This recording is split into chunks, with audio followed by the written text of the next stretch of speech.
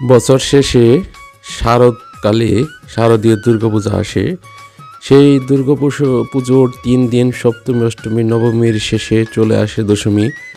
যদিও বিষয়টা বেদনাদায়ক, তারপরও আমাদের কালিহাতীর নদীর পাড়ের ঝিনাই নদীতে যে দৃশ্যটা হয় তাহা খুবই মনোমুগ্ধকর। এলাকার সকল ছেলেপুলে আবাল বৃদ্ধ বনিতা সকলে মিলে নৌকা ভাড়া করে প্রশাসনের সহায়তায় এখানে খুব আনন্দ ঘন একটি পরিবেশ তৈরি হয়। যদিও বিষাদের মধ্য দিয়ে আমাদের এই নাচানাচিটা হয়। সন্ধ্যায় বিসর্জন দিয়ে দিব। আমরা সারা বছর অপেক্ষায় থাকি কবে আসবে দেবী। সেই দেবী পক্ষের দশমীতে সেই অনুষ্ঠান আমরা এখানে করে থাকি। এটা 1-2 বছর ধরে নয়, শতবর্ষীয় অনুষ্ঠান। আমার জন্মেরও পূর্বে, আমার বাবার জন্মেরও পূর্বে এটি চলে আসতেছে। সামনে কালী মন্দিরে ওখানে মাঝে মধ্যে থামিয়ে নিজের লোকজন তুলে নেওয়া হয়।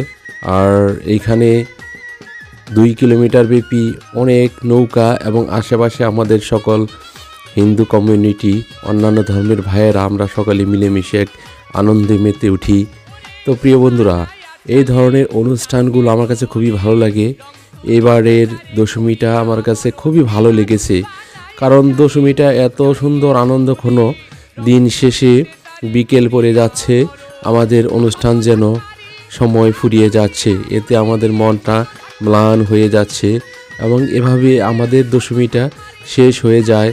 আমাদের দিন শেষে মায়ের বিসর্জনের মধ্য দিয়ে ঘরে ফিরে যেতে হয় বিষাদগ্রস্ত চিত্তে।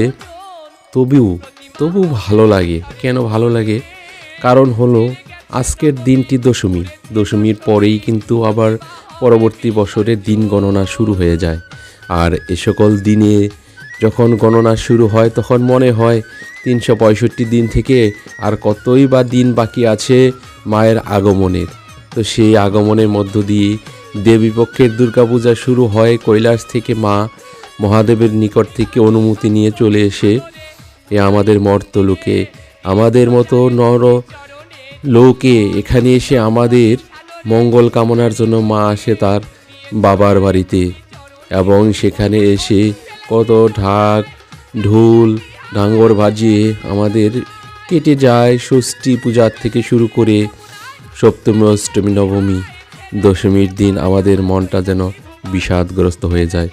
কখন মায়ের সেই বিষাদগ্রস্ত রূপটা আমরা দেখব এবং এখানেই বিসর্জন হয়ে যাবে মায়ের।